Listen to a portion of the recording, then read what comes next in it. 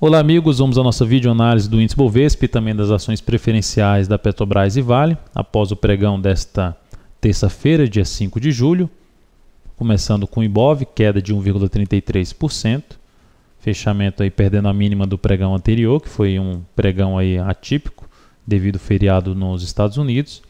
Tivemos aí uma perda de força ao testar uma região, o início de uma região de suporte, em torno de 63.900 a 64.340, perdeu força e agora não tem muito suporte, a não ser essa região de 62.620, junto com a média aqui em 62.500 pontos.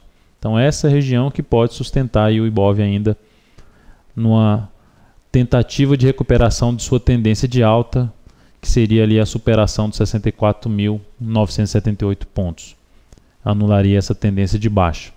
E o sinal de fraqueza em definitivo para manutenção da tendência de baixa, fechamento abaixo dos 62.148 pontos. A LAD do Ibovespa teve um dia mais acentuado de queda do que o próprio índice, sinal ruim, e o Clímax também um dia acentuado de queda, perdendo ali os fundos até anteriores, com perspectiva de continuidade da queda, invadindo a região sobrevendida, que é a região mais interessante para a ponta compradora de curtíssimo prazo, que seria ali em torno de 50% a 70%. Isso pode funcionar aí com o Ibov caindo mais um dia nessa região de 62.500 a 62.400 pontos.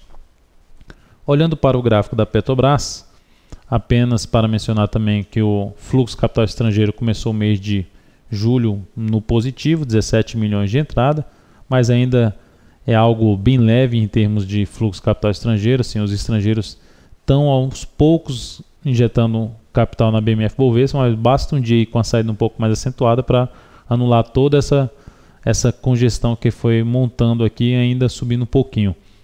Mas mesmo assim ainda não apoiam a perda lá, um retorno para os 60 mil pontos pelo fluxo dos estrangeiros. Petrobras fechou o pregão com queda de 1,01%, parando em cima do suporte agora imediato 23,49, depois desse suporte temos 23 e 22,85.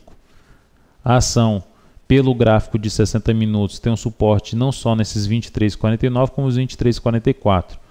No meu ponto de vista, o principal sinal de fraqueza dessa ação para gerar novamente uma chance maior de voltar aos R$23 vai ser um fechamento de uma hora de pregão abaixo dos 23,44, seguido de nova mínima. E para que ela gere algum sinal de força para testar a faixa dos 24,29 a 24,40, fechamento de um dia acima dos R$23,93. Portanto, enquanto não fizer esses sinais, enquanto não fizer esse fechamento acima dos R$23,93, não fica tão interessante para compra, a não ser que seja algo mais agressivo, assim, um perfil mais arrojado de investidor, comprando em R$23,44 e colocando stop no fechamento abaixo desse valor. Ou a possibilidade de compra aqui nesse ponto é para sair dali num toque da média de 13 períodos, que está em 23,72, até podendo levar para 23,84 como saída de uma posição mais arrojada nessa faixa dos 23,44. Vale 5 fechou o pregão com queda de 1,53%.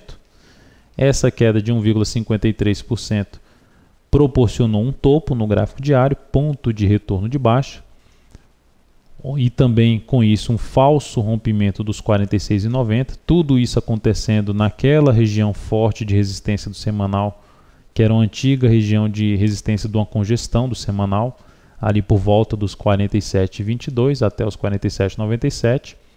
Esse topo abre um espaço para buscar os próximos suportes. Suporte mesmo só tem suporte em R$ 45,25 e depois junto das médias na faixa dos R$ 45,00 e mais abaixo R$ 44,67.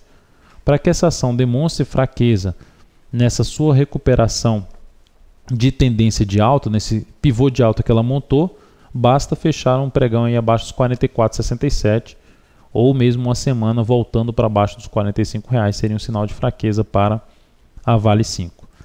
Pensar em ponta compradora, pensaria num pregão abrindo em queda só nessa região dos 45,25 a 44,67. Seria até uma chance de entrada com stop ali abaixo dos 44,67 nessa ação. Então é isso, amigos. Muito obrigado por sua atenção e também por acessar diariamente o site daltonvira.com. Um grande abraço e até a nossa próxima videoanálise.